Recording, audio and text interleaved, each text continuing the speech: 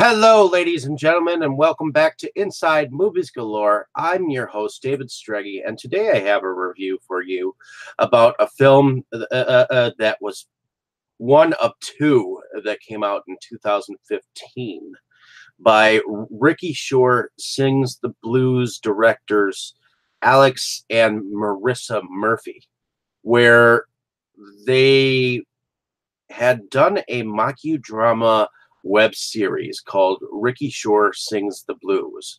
And it involves a young fella by the name of Ricky Shore, who looks like all of them are in their teenage years-ish, but they also have a young baby named Town and a dog named Tuna, which they involved in a feature film after having a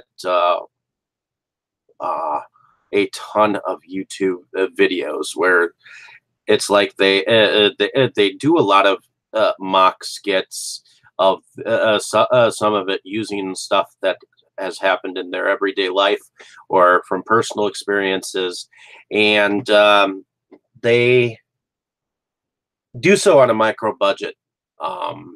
Now, Pain Shack, which I'll show you here in a moment. Pain Shack, they sold on a 2-disc limited edition, and here's the cover of it. They signed it and everything. And basically, Pain Shack starts out where, like the web series,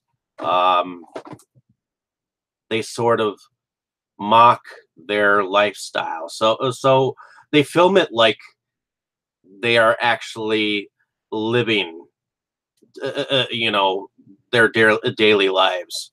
So in the very beginning of this film, we see that Alex has come home from supposedly going to improv classes. He doesn't work, and Marissa is evidently a stay-at-home mom, where she takes care of Town much of the time. So you don't really see exactly what she does work-wise, but apparently he has not actually been going to improv class.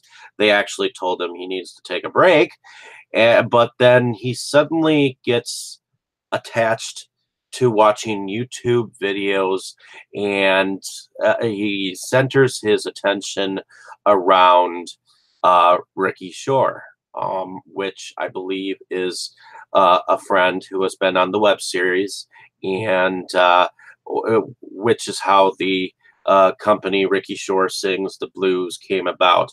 And this film is also works with eight the Chosen One production. So it also features Andrew Harnadek and Charlie Moynar, which we'll get to that later. But apparently, once he focuses himself on Ricky Shore's YouTube videos, which Ricky Shore evidently in this film, he is doing YouTube videos about much of the music that that comes out, some rappers, some of the Velvet Underground, and whatnot. And for some reason, Alex gets focused on evidently.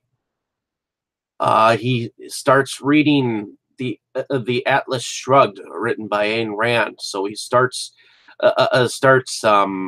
fantasizing how he can be exactly like Howard Rourke, which is an architect who basically is told that he can't make it in society because he's got different ideas than are set up and structured for architecture, and he just can't do it that way. Well, so he realizes that Alex realizes that he is not a Howard Rourke. He's uh, you know, a different person. So ultimately, this goes through a merry band of weirdness, and I'm not exactly sure whether it's entirely all that good, but it has a sort of madness about it that I don't know why, but I like it. And basically, what he does is he not only watches Ricky Shore's YouTube videos, but he watches other people's videos, and it's like after he's been insanely obsessed with watching these, he begins to take on the personalities of these people who do these reviews and then enacting them out on his family, meaning Marissa and um, so on and so forth. Where he eventually, it looks like he slaps Marissa.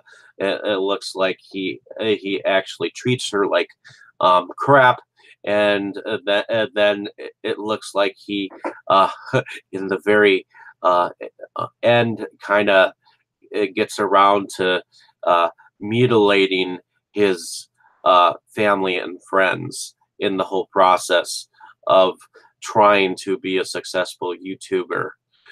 And that is what Pain Shack is all about. Now, there there is a weird comicality about, or a comediality about Alex that I don't think a lot of people get his humor. But the fact that he can go out and just do whatever he wants to, and I think that the film somewhat goes over the top, but like I said, it has a kind of madness about it that I kind of like, and in order to sit through the madness, you kind of have to understand what the kind of craziness that can be involved in behind this. There's no real, what is it, pattern to the film, and that's what I like about it. I don't like how he treats Marissa, although how she puts up with his things that he does towards her on camera. I have no idea, and that is precisely what this film is about. If this film sounds like something that you would definitely watch, then I suggest that you find it out, find the film for yourself and watch it on your own terms. Um, I, after I focused myself on watching it, I enjoyed it for some reasons, for some mad reason I did. And I'm looking forward to Blowing Raspberries, which is the next film that was done the same year. But yeah, there's my thoughts on the film. I thought that the acting um, on all all fronts were just natural because these were situations that were thrown probably at Marissa, that were improv, and you never know how one can react. And improv is basically, you do something and then that person just responds to it all. So none of this was scripted at any point in time. Neither, I believe, was Blowing Raspberries. So that's the thing you gotta bear in mind when you just make it all up on the spot, and this is what you have. You know, that's what you go with. And I could see Alex being really annoying, but there it is in a nutshell. So hopefully you found my review a little entertaining. I not sure whether I would suggest that you find this film out, but if you want to, go right ahead. It's not everyone's cup of tea, so um, but yeah. In any case, hopefully, maybe if you have seen the film, maybe you can comment below what your thoughts on the film were. I weirdly enjoyed it, and I hope that others find. I hope that this film finds a niche for its own crowd, and hopefully there will be a third film from this from this couple. They did everything themselves. In any case, like and subscribe to my page, and look out for my Blowing Raspberries review. Catch you later.